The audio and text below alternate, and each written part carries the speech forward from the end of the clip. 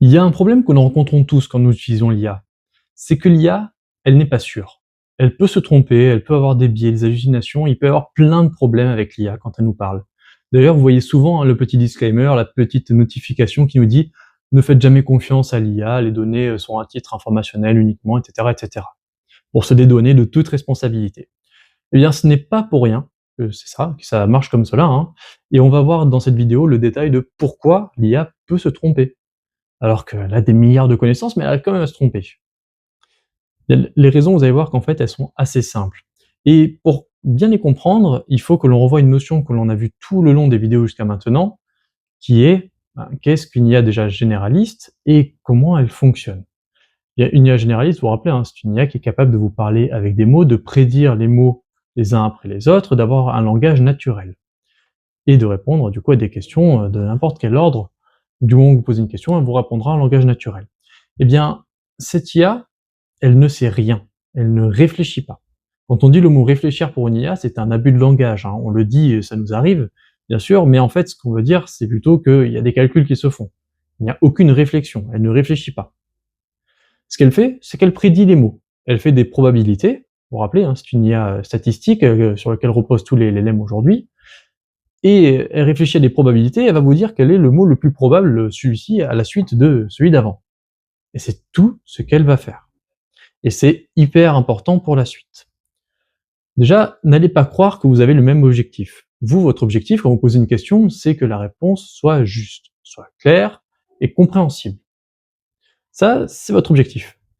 Mais le problème, c'est que vous, votre objectif, ce n'est pas celui de l'IA. L'IA, elle, ce qu'elle souhaite, c'est juste que ce soit plausible, que ce soit effectivement la réponse la plus probable. Elle ne va pas chercher à ce que ce soit vrai, elle va chercher à ce que ce soit la réponse la plus probable, d'après ses données d'entraînement. Ce qui fait des problèmes, vous vous doutez bien, hein. Si moi mon but c'est qu'on dise la vérité et que l'autre son but c'est juste qu'on dise quelque chose qui sonne bien, vous commencez à voir un petit peu pourquoi l'IA peut se tromper. Alors évidemment les données d'entraînement sont là pour éviter ça, hein, les garde-fous sont là aussi, mais malheureusement il y a toujours des erreurs. Notamment les principales causes d'hallucination, eh bien j'en ai identifié 4, qui sont déjà le manque d'information. Manque d'information, donc c'est tout simplement que le sujet que vous souhaitez aborder, la réponse que vous souhaitez obtenir, bien c'est une réponse qui est très rare, quelque chose qui n'est pas commun, hein, qu'on trouve difficilement sur internet, pas sur le web, hein, que l'on trouve difficilement tout court, qui n'est pas très très bien documenté, et donc l'IA n'a peut-être pas ça dans ses données d'entraînement, ne trouve peut-être pas ça sur le web, et du coup elle est tout simplement incapable de vous y répondre. Mais bon, on va tenter le coup, elle va vous donner la réponse la plus probable. L'autre possibilité, c'est votre question, c'est vous, si vous faites une question ambiguë. Par exemple, si vous demandez de définir qu'est-ce qu'une machine? Comment fonctionne une machine? Très bien, mais c'est quoi une machine? Peut-être que vous aviez à l'esprit de parler d'un ordinateur à ce moment-là.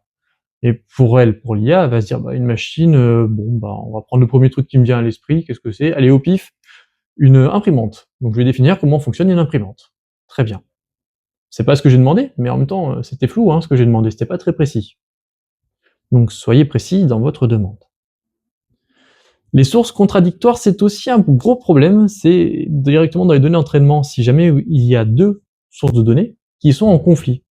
C'est-à-dire que pour lui, quand il a ce problème-là qu'il rencontre, il y a 2 réponses possibles, mais les 2 réponses sont totalement contradictoires l'une avec l'autre. Eh bien, il va en choisir une au pif. Et ça peut être la mauvaise. D'où l'intérêt de toute l'ingénierie des caractéristiques, vous savez, tout le travail en amont de bien étudier ces données et bien les formater pour l'IA, pour éviter ce genre de problème. Un dernier problème que l'on peut rencontrer, ce sont les dates. Les connaissances, elles sont toutes datées d'un modèle. Elles sont datées à quand le modèle est sorti. En fait, quand on entraîne une IA, on l'entraîne sur des modèles à un temps T, et dès que le modèle sort, on ne l'entraîne plus, celui-ci. Celui-ci, il est tel quel, on le distribue à l'utilisateur, il est déjà bien occupé à distribuer des réponses à l'utilisateur. Ce que l'on fait, c'est qu'on utilise d'autres machines pour continuer de l'entraîner, mais c'est pas ces machines-là qui vont servir à répondre à l'utilisateur, elles sont à part. Et on va continuer de nous entraîner avec des réponses d'aujourd'hui, des données qui arrivent en continu. Et quand sortira la prochaine version de mon IA, la prochaine version aura ces nouvelles données, mais qui après quelques mois vont redevenir obsolètes. Puis on redonnera des nouvelles données à la prochaine version, qui vont redevenir obsolètes, etc., etc. Mais ça fait que tout le laps de temps entre la sortie de la dernière version et la sortie de la nouvelle, eh bien c'est du temps de données qui n'est pas traité, qui est inconnu. Quand on est développeur, on a souvent ce problème de technologies qui sortent, des technologies et de versions majeures de technologies qui sortent, qui changent beaucoup de choses. Mais vu que c'est récent, eh bien l'IA n'est pas documentée là-dessus et elle se trompe. Alors aujourd'hui, heureusement, la plupart des LLM intègrent nativement la possibilité d'aller chercher des informations sur le site internet directement. Bon, ça c'est super, ça nous permet d'avoir des informations en temps réel, mais on n'est pas à l'abri qu'elles se trompent de ressources. Qu'elle aille sur un site qui donne des informations qui sont mauvaises. Ça ne fait pas partie de ces données d'entraînement, ça n'a pas été vérifié, c'est du web sans filtre. Donc à nous de croiser les doigts qu'elle ne se soit pas trompée. Alors souvent elle fait bien le travail évidemment, hein, mais là je parle uniquement des cas spécifiques où elle se trompe. Pourquoi ça arrive qu'elle se trompe? Il y a un problème aussi qui fait que l'on a du mal à détecter le fait qu'elle se trompe, c'est la confiance qu'elle a dans ses réponses. Vu qu'elle nous sort toujours la réponse la plus probable, eh bien nous aussi on trouve cela probable finalement. Elle a tellement été entraînée aujourd'hui, elle est tellement évoluée aujourd'hui qu'on est capable de se dire ah oui mais la réponse quand même c'est possible, hein, ça sonne bien quand même, puis ça m'arrange bien en plus comme réponse, c'est tout clair, j'ai tout compris, c'est évident. Bah oui c'est ça. Bah non, en fait, c'est pas ça, mais c'est la réponse que l'IA veut nous faire croire. C'est les réponses que l'IA trouve la plus plausible, peu importe qu'elle l'ait eue ou pas. Elle parlera toujours avec assurance, parce qu'elle mettra toujours les mots les plus probables les uns après les autres. Elle va pas avoir d'hésitation, de conditionnel, etc. Elle va toujours être sûre d'elle. Ne vous faites pas piéger. Ce n'est pas de l'assurance parce qu'elle est sûre d'elle, c'est de l'assurance parce que c'était le mot le plus probable. C'est tout. Ne vous faites pas piéger par ça. Et vous avez des moyens de détecter quand il y a des hallucinations.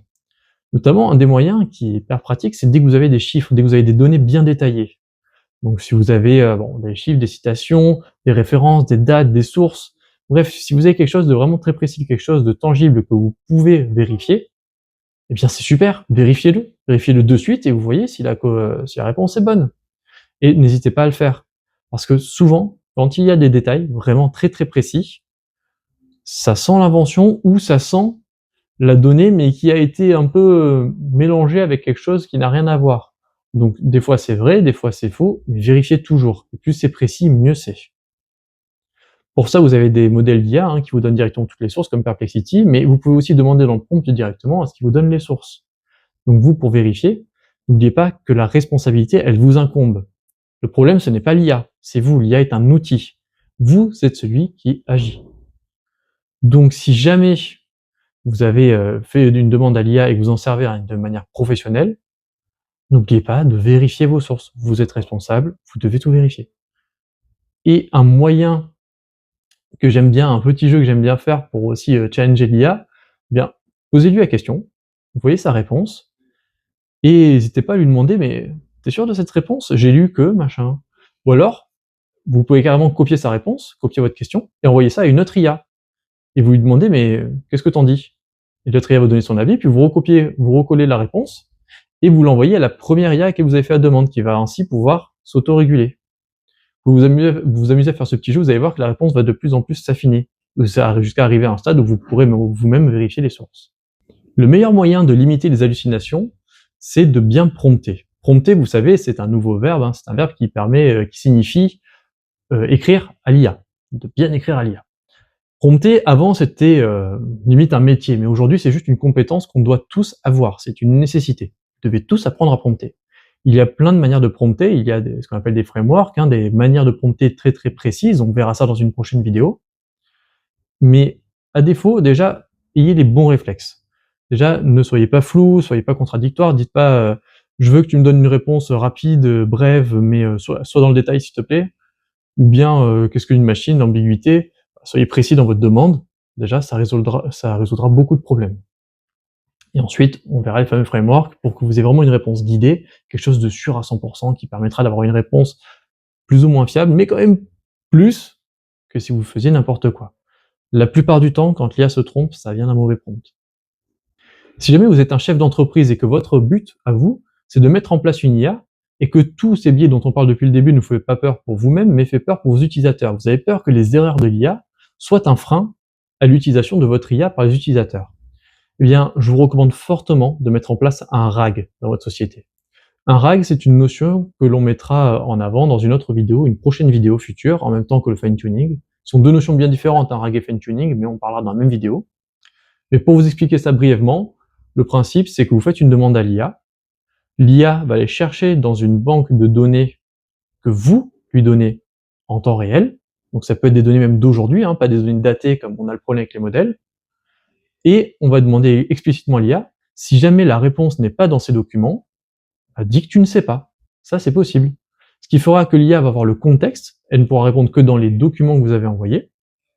Et s'il n'y a pas la réponse, elle ne va pas mentir avec aplomb, elle va juste vous dire « je ne sais pas ». Donc le RAG, aujourd'hui, c'est un incontournable quand vous êtes dans une entreprise et que vous souhaitez mettre en place une IA disponible à tout le monde. Je vous expliquerai le détail de comment ça fonctionne dans la prochaine vidéo. Donc n'oubliez pas, le plus important dans cette vidéo, l'IA peut se tromper, elle répond toujours avec aplomb, c'est normal, elle prédit des mots. Votre but à vous, n'oubliez pas que vous êtes responsable, que l'IA n'est que votre outil, il faut que vous vérifiez toujours ce qu'elle vous envoie. Ne prenez pas énormément de temps, ça ne sert à rien, vous demandez des sources tout simplement, vous cliquez sur les sources, vous vérifiez si dans la source il y a bien l'information qu'elle a donnée. Si elle y est, c'est bon, si elle n'y est pas, dans ce cas-là, reformulez, changez de prompt. Ou peut-être, donnez-lui directement la source, et dites-lui, voilà, à travers cet exemple-là, essayez de me trouver la réponse. Et c'est à force de comprendre le prompting, de savoir bien prompter, à force de voir différents biais, à force d'y faire face, que vous vous rendrez compte des différentes pratiques petit à petit. Si vous souhaitez devenir développeur web ou que vous êtes passionné par les nouvelles technologies, notamment l'arrivée de l'IA, eh bien sachez qu'on ouvre une nouvelle formation au sein de l'école RI7 qui s'appelle Orchestrateur IA. Il s'agit d'une formation diplômante de niveau Bac+2 dans laquelle nous vous apprendrons à développer des applications web par vous-même. On vous y apprendra également à utiliser différents outils que nous met l'IA à disposition pour que vous soyez capable d'optimiser votre travail et d'être efficace. C'est une véritable compétence qui est attendue demain dans les entreprises et qui permettra de vous faire la différence sur le marché. Faites attention, les places sont limitées. Le recrutement se termine en septembre pour cette première promotion. Vous avez toutes les informations de contact dans la description de la vidéo.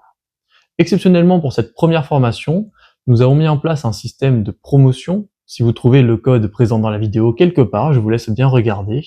Il suffit de nous dire au téléphone le code et on vous appliquera la réduction.